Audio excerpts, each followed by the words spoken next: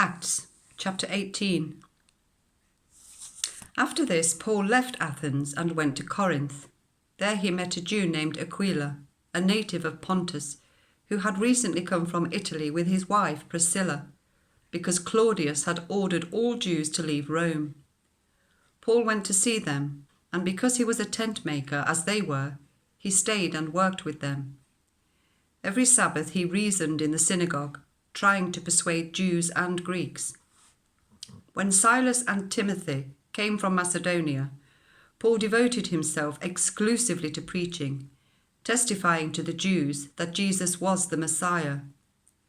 But when they opposed Paul and became abusive, he shook out his clothes in protest and said to them, "Your blood be on your own heads. I am innocent of it. From now on, I will go to the Gentiles." Then Paul left the synagogue and went next door to the house of Titus Justus, a worshipper of God. Crispus, the synagogue leader, and his entire household believed in the Lord, and many of the Corinthians who heard Paul believed and were baptized. One night the Lord spoke to Paul in a vision. "Do not be afraid. Keep on speaking. Do not be silent, for I am with you, and no one is going to attack and harm you, because I have many people in this city." So Paul stayed in Corinth for a year and a half, teaching them the word of God.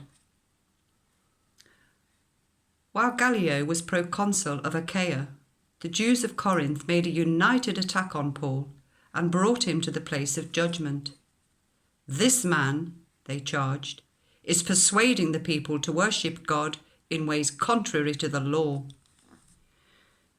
Just as Paul was about to speak, Gallio said to them, "If you Jews were making a complaint about some misdemeanor or serious crime, it would be reasonable for me to listen to you. But since it involves questions about words and names and your own law, settle the matter yourselves.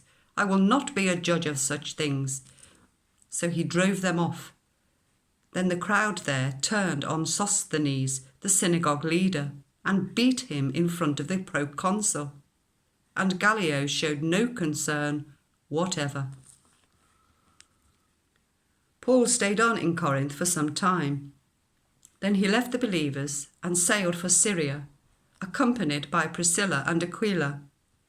Before he sailed, he had his hair cut off at Cenchreae because of a vow he had taken. They arrived at Ephesus, where Paul left Priscilla and Aquila. He himself went into the synagogue and reasoned with the Jews. When they asked him to spend more time with them, he declined. But as he left, he promised, "I will come back if it is God's will." Then he set sail from Ephesus.